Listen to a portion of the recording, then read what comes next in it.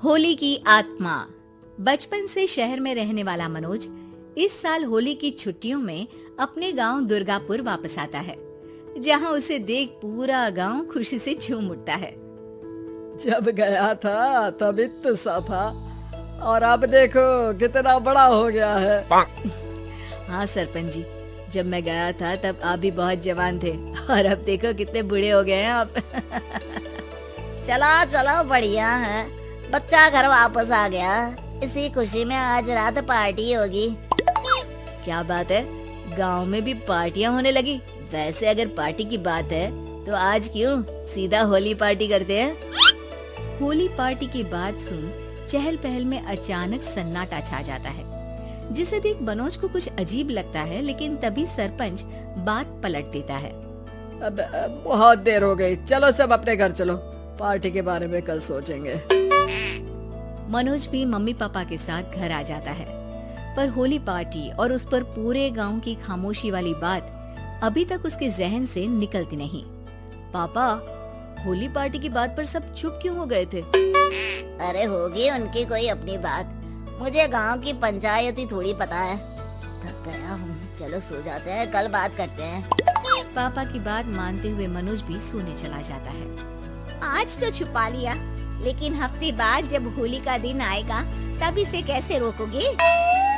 अगली सुबह सूरज के साथ ही मनोज भी गांव घूमने निकल जाता है, जिस पर रास्ते में उसे अपनी ही उम्र के कुछ लड़के भी मिलते हैं, जिनसे दोस्ती कर अब वो उनके साथ घूमने लगता है। इसी तरह कुछ दिन बीत जाते हैं और होली नजदीक आने लगती है। दोस्तों, होली में 4 दिन ही बचे हैं, पर गांव में उसकी कोई तैयारियां क्यों नहीं दिख रही? क्योंकि यहाँ होली नहीं मनाई जाती। अरे पर ऐसा क्यों? वो राजा भूषण, अरे तुम 4 दिन के लिए आए हो, क्या इतना सोच रहे हो? चलो कुछ खाने चलते हैं। इसी के साथ एक बार फिर होली की बात को टलते हुए देख मनोज को शक होने लगता है। वो घर पहुंचते ही इंटरनेट पर अपने गांव और राजा भूषण के बारे में जानकारी निकालने लगता है। क्या? मुझे आज तक ये नहीं पता था। ऐसा कैसे? किसी ने मुझे कुछ बताया क्यों नहीं?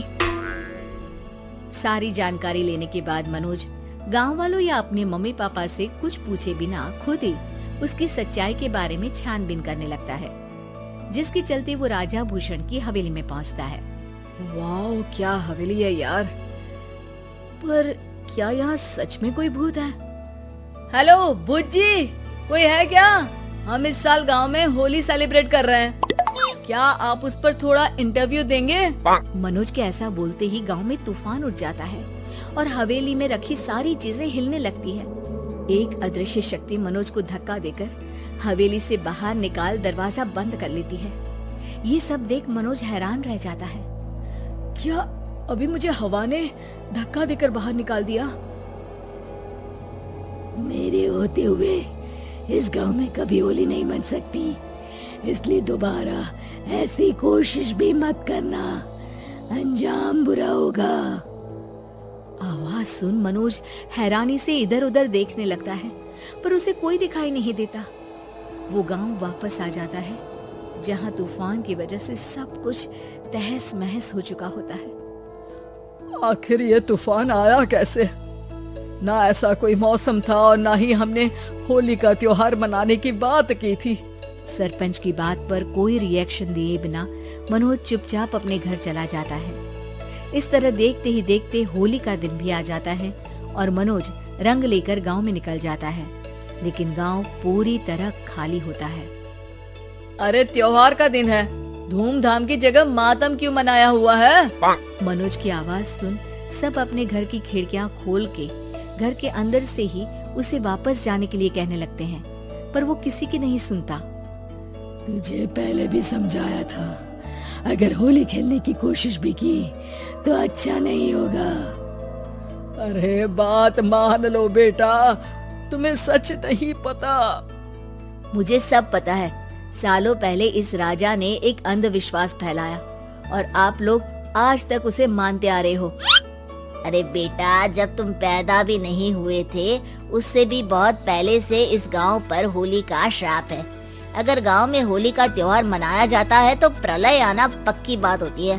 राजा भूषण इस सब में नहीं मानते थे और त्योहार मनाने लगे, जिसके चलते होली वाले ही दिन पहले उनके बेटे की और फिर उनकी मृत्यु हो गई।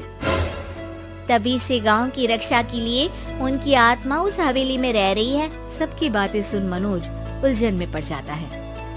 सोचना भी मत मनोज, अगर तुमने इस परंपरा को तोड़ने की कोशिश भी की तो उसका परिणाम इस गांव और गांव के लोगों के लिए अच्छा नहीं होगा। मुझे भी यकीन नहीं हो रहा कि आप लोग एक बेतुकी बात को मानकर सालों से रंगों के त्योहार को मातम की तरह मनाते आ रहे हो। मनोज किसी की कोई बात ना मानते हुए पूरे गांव में रंग बिखेर देता है, जिसके तुरंत बाद वहां तूफान के साथ बिजलियां गरजने लगती हैं। अचानक मौसम में ऐसा बदलाव देख जहां मनोज कंफ्यूजन में आ जाता है, वहीं गांव वाले डर से सहम जाते हैं।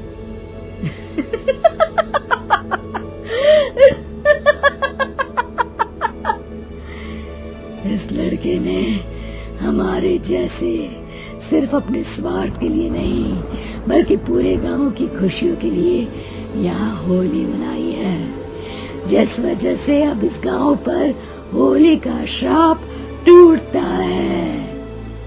ऐसा बोलकर राजा का भूत वहाँ से गायब हो जाता है, जिसके बाद गांव के लोग धूमधाम से होली मनाते हैं।